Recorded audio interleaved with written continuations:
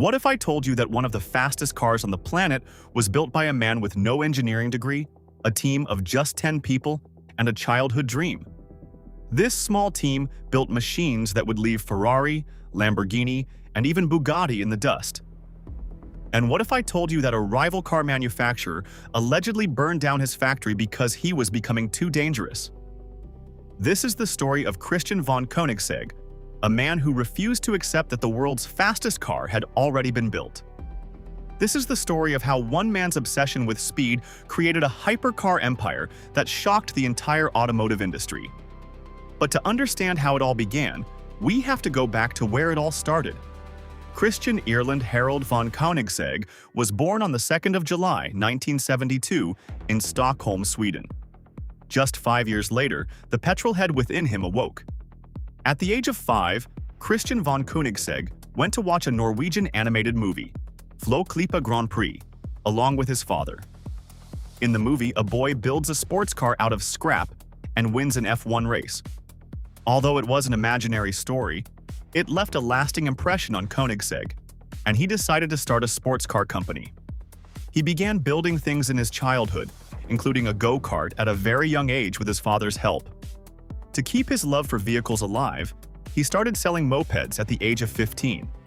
But the car business is extremely capital-intensive. Because of this, when Mr. Koenigsegg wanted to start a car company, he needed a lot of capital.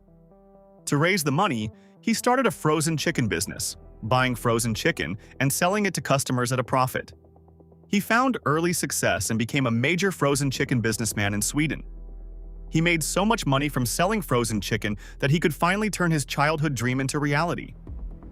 Despite making so much money from his previous business venture, it still was not enough to create the fastest car brand. So, he took a loan of $200,000 from the Swedish Technical Development Board. Finally, in 1994, Christian von Koenigsegg founded Koenigsegg Automotive with the vision of building the best sports car in the world. Mr. Koenigsegg was not an engineer, so he hired a team of engineers. His first car project was the Koenigsegg CC, which was initially designed by him. Within 2 years, in 1996, he launched his first prototype called the Koenigsegg CC. It looked so incredible that it gave other supercars a run for their money based on appearance alone. Just 2 years after their prototype, their first production model entered the market under the name CC8S, and only 6 units were built. Right from the very first car, their intentions were clear: to make the fastest car in the world. The CC8S had a 655 horsepower engine and a claimed top speed of 390 kilometers per hour. Absolutely brutal. The speed they claimed in 2003 was so high that many sports car companies could not achieve anything similar in their production cars. Not Lamborghini, Porsche, or Ferrari. Yes, Ferrari made 2 cars that were faster than the Koenigsegg, but neither was road legal, and both were built for racing championships. Something even more interesting is that the Koenigsegg CC8S used a supercharged Ford engine, and Ford is a company that does not make cars comparable to Ferrari. But on February 22, 2003, disaster struck. Koenigsegg's production facility in Margretetorp, Sweden, caught fire and was heavily damaged. Conspiracy theories quickly emerged that a rival supercar manufacturer had deliberately burned down the factory to stop the small Swedish company from becoming a serious threat in the hypercar industry. The timing and the fact that Koenigsegg was gaining serious momentum fueled suspicions of sabotage. However, no evidence ever surfaced, and investigations concluded that the 2003 fire was an accident. Ironically, the disaster ultimately helped shape Koenigsegg's future. After the blaze, the company relocated to an abandoned Swedish Air Force base near Ängelholm, gaining larger facilities and the now famous runway that became an integral part of its testing and development operations. After the CC8S came the Koenigsegg CCR. This time, instead of using a Ford engine, Koenigsegg made its own engine block based on that engine. They did this to achieve their claimed top speed of 395 kilometers per hour. If you notice, this is only slightly faster than their previous car. Why did they put so much effort into it? They did it to break the high-speed record set by the McLaren F1 in the 1990s. They achieved this on February 28, 2005, with the CCR and earned a place in the Guinness Book of World Records as the manufacturer of the world's fastest production car. However, their triumph was short-lived because later that same year, in November 2005, the Bugatti Veyron reclaimed the record with an even higher top speed of approximately 407 kilometers per hour. Now that Bugatti had become their rival, they needed even faster cars, and they created the CCX for that purpose. Koenigsegg produced the CCX from 2006 until 2010, building 29 cars across different versions. For the first time with this series, they broke the 400 km per hour barrier. The early CCX models could reach 400 km per hour, while the CCX Trevita pushed the claimed top speed to 410 km per hour. But it was extremely difficult to achieve this with the Ford-inspired engine block. Because of this, they developed their own 4.7-liter twin supercharged V8, producing between 795 horsepower and 1,014 horsepower in later models. It is a huge achievement to create a high-performance engine from scratch, especially for such a small company.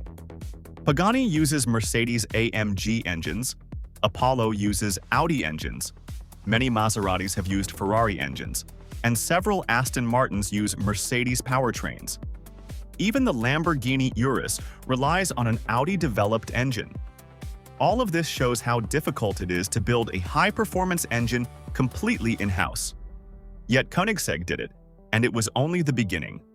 The Agera arrived in 2010 with a 5.0-liter twin-turbocharged V8. Over the years, its power and speed kept climbing, eventually reaching 1,341 horsepower and a verified top speed of 457.94 kilometers per hour in the Agera RS, making it the world's fastest production car at the time.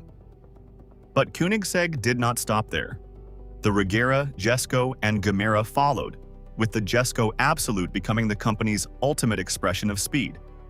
Its claimed top speed exceeds 530 kilometers per hour, and although that run has not yet been attempted, the car has already shattered several performance records.